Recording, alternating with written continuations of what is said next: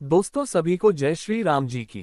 दोस्तों मैं आपका हार्दिक स्वागत करता हूं हमारे YouTube चैनल सौभाग्य वास्तु शक्ति में। दोस्तों आज मैं संतान रक्षा का व्रत अहोई अष्टमी माता के व्रत के बारे में जानकारी दूंगा। इस जानकारी को देखने से पहले जिन दोस्तों ने अभी तक चैनल को सब्सक्राइब नहीं किया है वह चैनल को अवश्य सब्सक्राइब कर लें ताकि आने वाली सभी वीडियो का नोटिफिकेशन जल्द से जल्द आपको प्राप्त हो सके। अहोई अष्टमी का व्रत कार्तिक कृष्ण पक्ष की 8वीं तिथि को किया जाता है। इस दिन माताएं अपने बच्चों की रक्षा के लिए पूरा दिन व्रत करती हैं और शाम को दीवार पर छापकर अहोई माता की पूजा करती है तथा कथा सुनती हैं। अहोई माता की मूर्ति में संसार संजोया दिखाया जाता है। रात को तारों को अर्घ्य देकर व्रत खोला जाता है। इस व्रत की कथा इस प्रकार है।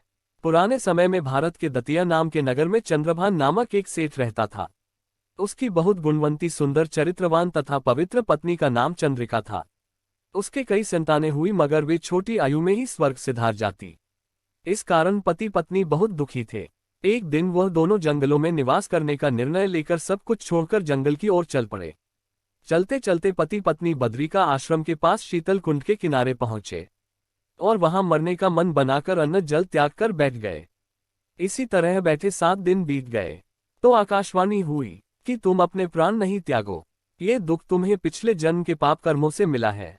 और कहा कि इस सेठ अब तू अपनी पत्नी से आने वाले कार्तिक मास में कृष्ण पक्ष की 8वीं तिथि को व्रत करवाना, जिसके प्रभाव से अहोई नाम की देवी प्रकट होकर तुम्हारे पास आएगी। तुम उसे अपने पुत्रों की दीर्घायु मांगना और व्रत के दिन रात को राधा कुंड में स्नान करना। कार्तिक मास के कृष्ण पक्ष की 8वीं तिथि आने पर चंद्रिका ने बड़ी श्रद्धा से अहोई देवी का व्रत धारण किया। तब रात को सेठ ने राधा कुंड में जाकर स्नान किया। जब सेठ स्नान करके वापस आ रहा था तो रास्ते में अहोई देवी ने दर्शन देकर कहा कि मैं तुम पर बहुत प्रसन्न हूँ, कुछ भी वर मांगो। सेठ अहोई देवी के दर्शन करके अति प्रसन्न हुआ और कहा कि माँ मेरे बच्चे छोटी आयु में ही स्वर्ग सिधार जाते हैं, इसलिए उनकी दीर्घायु के लिए वर दीजिए।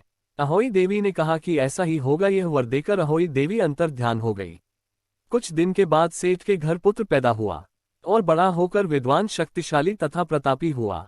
इस महिमा के कारण ही अहोई माता का व्रत का प्रभाव बना। उसे दिन कार्तिक कृष्ण पक्ष की 8वीं तिथि थी, इसलिए सभी माताएं इस दिन अपनी संतान की दीर्घायु के लिए व्रत करती हैं तथा विधि अनुसार पूजा आराधना करती हैं तथा अपने बच्चों को दीर्घायु होने की कामना करती हैं।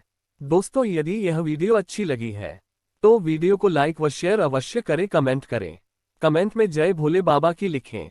चैनल को सब्सक्राइब अवश्य करें। जय भोले बाबा की जय। शिव गोरखनाथ बाबा की धन्यवाद।